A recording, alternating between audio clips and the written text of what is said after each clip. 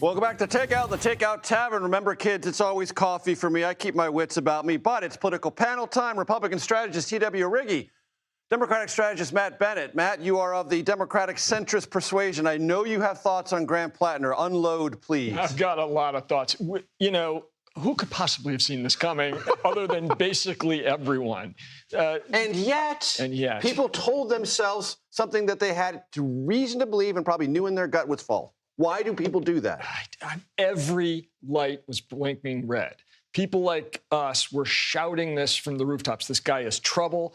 We know there's more. There are shoes coming. They're going to drop for sure. And we were just gaslit. You have an alternative. Right. The sitting governor, 2 terms, meaning a statewide winner, ready to go. Right. The popular governor. Look, to be sure, Governor Mills, I think now would stipulate that running at 78 is hard. Mm-hmm. And maybe there were other people that should run. But Graham Platner was a terrible choice from the jump. We knew this right away when the Reddit post came out, when the tattoo came out, and then the information about the women started coming out. Which we should help our audience understand was an oppo dump orchestrated by Senate Minority Leader Chuck Schumer to try to dislodge Platner, and it didn't work. And Mills looked at that and said, oh, my gosh, I'm out of control of this narrative. The progressive narrative is too strong. And she basically suspended her campaign.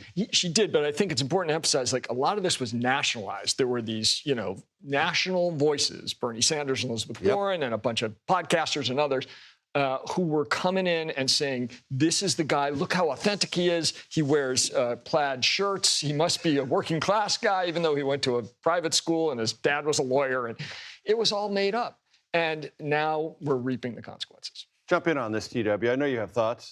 Absolutely. It's what happens when you are slaves to the movement in your party.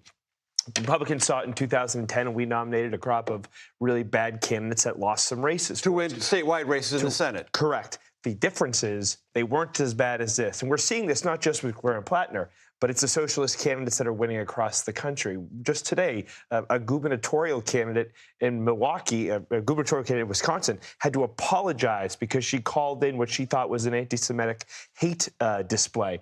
She called the police, and now she has to apologize for this slanderous thing against Israel and against Jews. And it's because the progressives want her to apologize. Is that what you're saying? No, yes. They wanted her to apologize for calling in an anti-Semitic display in Milwaukee, which most people would if they saw it. But no, you can't do that anymore because they're beholden to the radicals in their party. And it's going to be a problem if people in the mold of the candidates that Zoran Mamdani, endorsed in New York or across the country, if they win in lieu of more reasonable candidates. So, Matt, tell me if the conversation in Democratic circles, donors, activists, and others, changes as a result of this Graham Platner situation, which we know is going to end at some point. We just don't know when. But if he's on the ballot after July 13th, give it up. He'll get 7 votes. Yeah, I mean, there is... Will it change? It better. I mean, look, TW's right. We have a really serious problem in our party. We have a growing radical wing of our party, like the Tea Party in the mid-aughts, that is trying to yank the party in a direction that it should not go, that most mainstream voters do not want.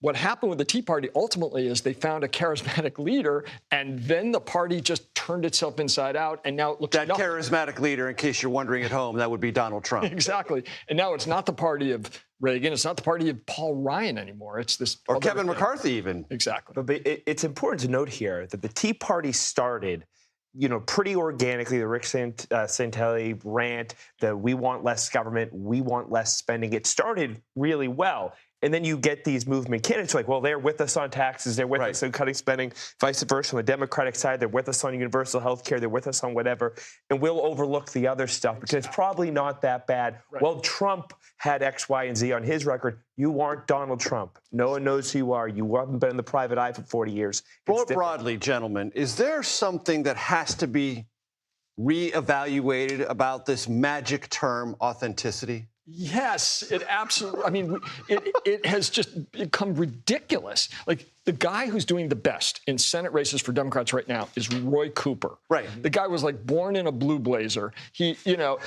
authentically a politician. Yes. And people really like him. You don't have to pretend to be an oyster farmer. Yeah, and a manager. Exactly. What you just need to be yourself. You don't need to be authentically someone else. You don't need to fall into some demographic category. You just need to be yourself. TW. I don't know if it's quite the authenticity thing. I think the bigger problem is we don't have enough people of good character and good normal people run for office. And this is the full circle moment because people don't want to get into it because they have to take the slings and arrows online. They have to get every bad thing they've ever done put out there. And now it comes fully around that we're saying, never mind, we're going to overlook the worst. Right. I have all these bad things, therefore I'm real, therefore vote for me. TW, Arrighi, Matt Bennett, enjoy your spirits, enjoy the Takeout Tavern. Everyone does.